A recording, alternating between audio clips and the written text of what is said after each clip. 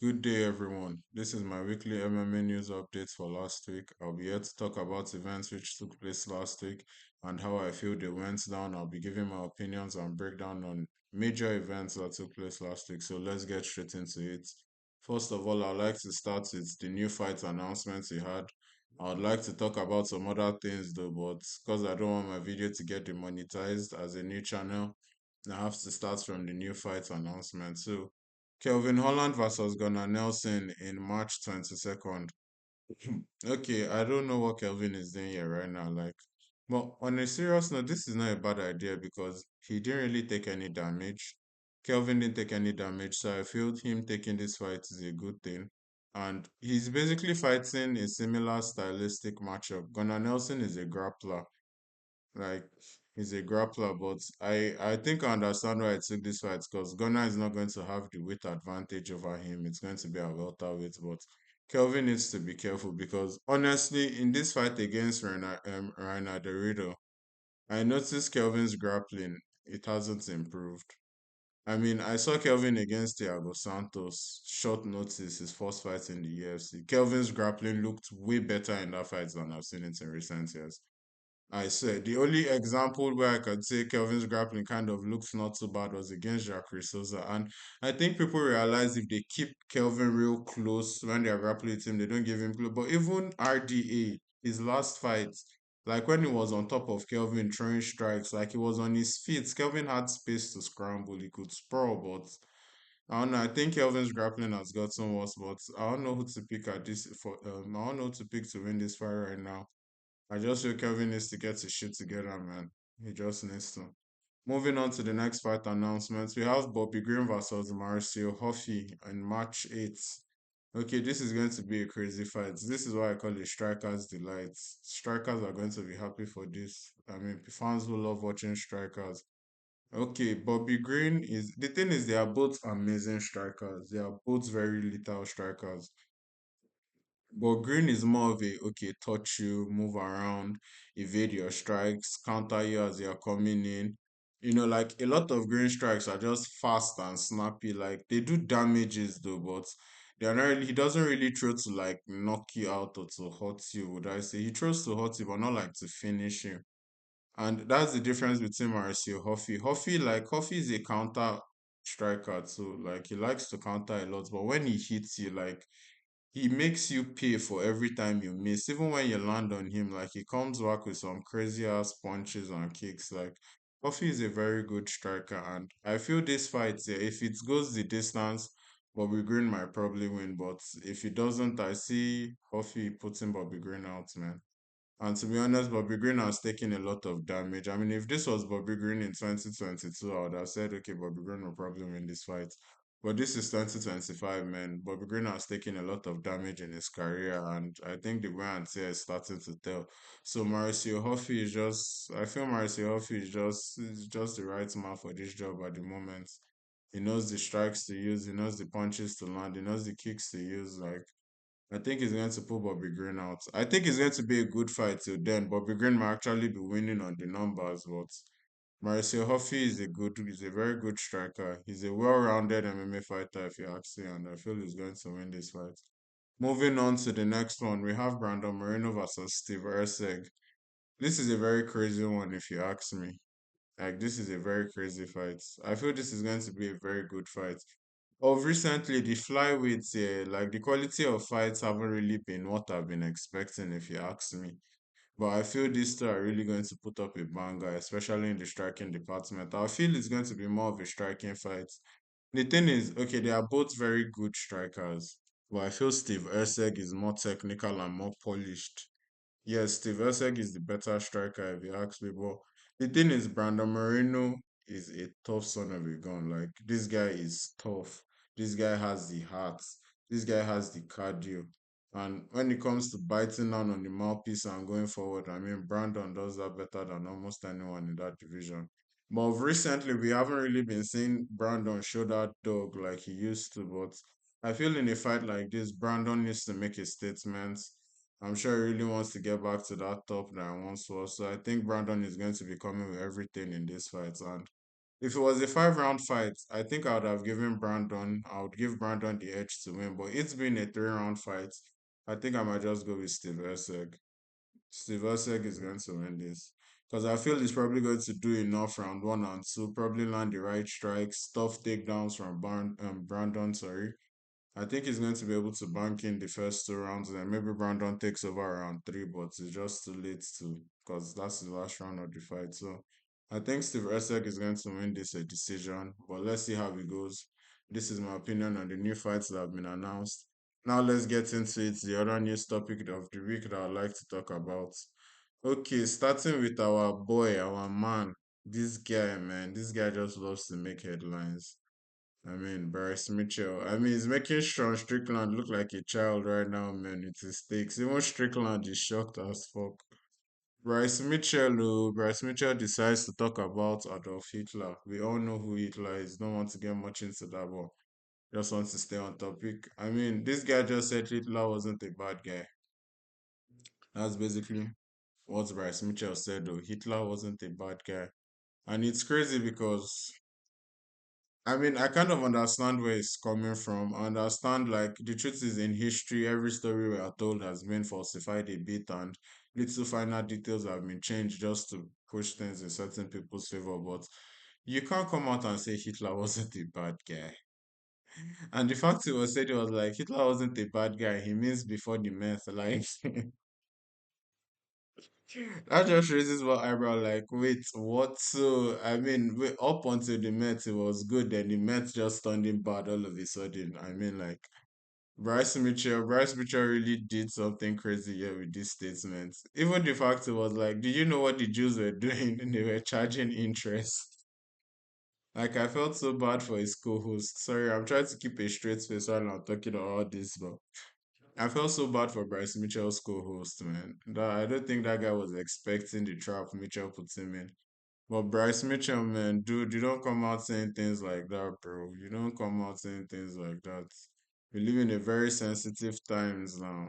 We live in a very sensitive times. Yeah, it was even like Hitler, the books Hitler were burning, they were burning queer books and some other stuff. So it's just crazy, man. It's just crazy. Bryce shouldn't talk about things like this on his podcast. Being his first episode, like, who starts a podcast to talking about Hitler saying he was a good guy, man? I mean, it's crazy. But he gave an apology, though. That was the good part about it. He actually came out giving an apology. But that was like 2 days later. I'm sure as soon as he came out with that statement, Dana called him up because Dana gave a statement immediately. But I'm sure Bryce wasn't budging. But I'm sure he received a call from some people and they were probably like, listen here, you little piece of shit. You are not ruining this company, man. Because I understand, I love the fact CFC give their fighters free speech, but a statement like that, man, and being the kind of fighter he is in the UFC and the accolades he's been given in the UFC, like, it's not just about C alone, it's about everything attached to you. So that's what I'm saying. Like, you don't come out in times like this to give out that statement. Like, even if you want to, there are better ways you could have worded that. Like, I don't even think that, what the hell am I saying? You just don't say things like that now, man. You keep this to your circle of friends, Problem when you're having a beer with the guys, you talk about shit like this, not on your live podcast, not for the whole world to see, man. So yeah, I think Bryce fucked up there. But Bryce is still a character. I mean, this is still one of the reasons why I love him. He has always been a character. If you ask me personally, man, I don't care. I'm an old soul, man. We don't get moved by things like this. Hell, freedom of speech is something I believe in. So, but well, yeah, apologize. It's all good. Yeah, and Dana came out, man. Dana came out and gave his statement. Or Dana was like, man, this is the dumbest shit he has ever seen from any fighter. I mean, and Dana has called a lot of fighters dumb. So for Dana to say this is the dumbest shit, I could tell Dana was pretty upset. I mean, when do you see Dana come out to jump in front of his story before the press asks him a question about it? We never see that from Dana. Like, it was just crazy to see this part of Dana.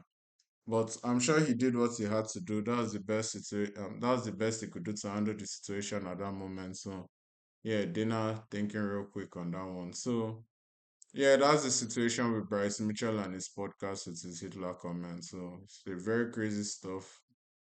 Me personally, I don't really care. It doesn't offend me in any way, but it offends millions of people if you ask me.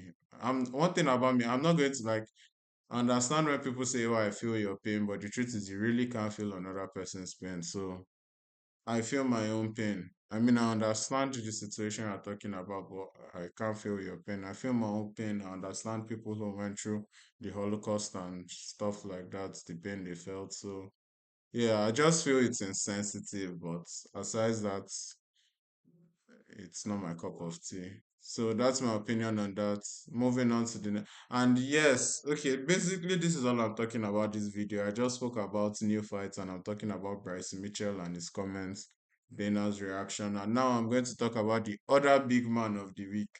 No one saw his comment. I mean, Bryce Mitchell's one was a shocker, but Conor just did something else that I don't understand. Conor McGregor, Conor McGregor came out after saying we should say a prayer for Bryce Mitchell. Also supporting free speech, if you ask me, that's basically what Conor was talking about there. But after saying we should say a prayer for Bryce Mitchell, man, Conor decided to one up Bryce Mitchell by coming out with an ex post and talking about Habib's wife and kids and calling them niggers, man. Like, okay, it was basically calling Habib a nigger because it was like, show your wife, nigger, show your kids, nigger. I mean, like, I don't understand. I don't even, it's, okay, the thing is, I understand because of the kind of world we're in right now, why it's crazy. I mean, the fact he just said he typed that word. Because if you ask me, it doesn't really click. Like, I think Connor is just high. Connor was high as fuck when he posted that. Connor just sniffed some lines, down some proper 12, and I think he just decided to go loose on his keyboard. Because, okay, someone like if I was Habib, yeah, I would even be moved because, first of all, I'm not even black, so why you calling me a nigga? It's just like it's very redundant in that moment. But the thing is, the fact Connor could even say that alone, I'm sure right now in Dagestan, when they want Connor's head. Because sometimes I think like some certain race take it real personal when you try to associate them with some certain race, you know. So I think they're going to really take it personal and yeah, Connor is just running relationships and relationships and relationships. And to be honest, yeah, Connor is my man, man. Connor has always been my main man. Like he's one of the fighters who put me on this MMA shit, man. To be honest, but Connor, man, Connor, you are doing so much. To be honest, you are doing so much. Like Connor, you make me laugh a lot of times now. I mean, you're like that drunk uncle who has money that people talk shit behind his back, but when they see him in his face, they just smile, smile. And I'm sure Connor has noticed that energy. And to be honest, yeah, I think the rage Connor actually took out on Habib started from the Paul Hughes thing. I mean, people are getting this Paul Hughes situation with Connor all wrong. Fine, Connor didn't need to send out some tweets he did and all that, but imagine you being Conor McGregor. Right now, yeah, it's like the whole world is against him. No one has his back. Conor is basically on his own right now in whatever he's doing. I mean, definitely he goes out, sees people, they smile, they laugh, shake his hands, all that. I mean, he's famous. He's a fucking millionaire, man. But he knows deep down, like, these people don't really mean this. Yeah, they are just putting up an act. So, I mean, Paul Hughes calling out Connor, like Connor should come walk him down.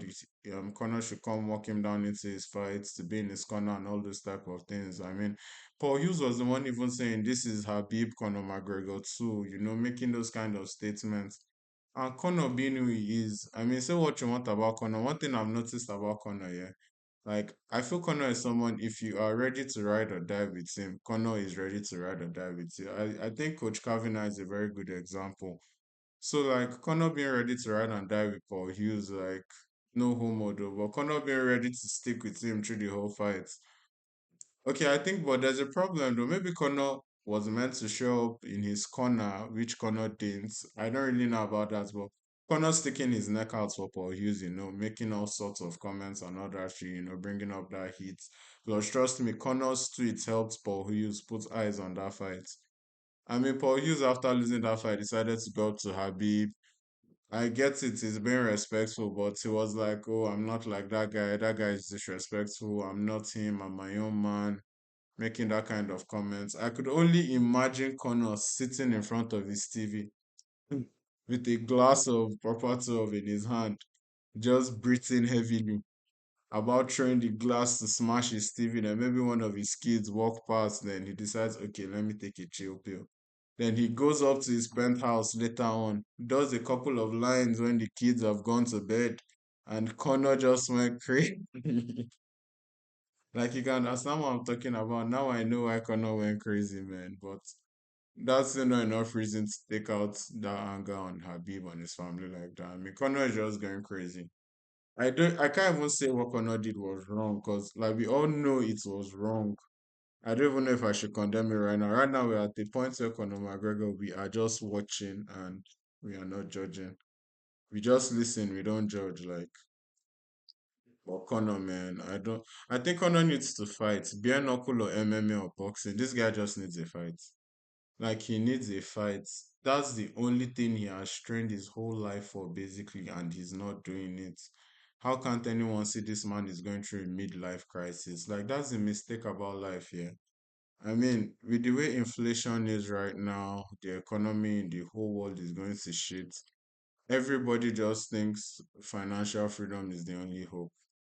Trust me, nothing is as sweet as financial freedom, but sanity, man, like finding something you love, something you are happy doing, like having your privacy, like, man, there are so many things that regular people have that we take for granted, but like Connor is going through some serious midlife crisis, man. It's not because he has millions means everything is okay with him.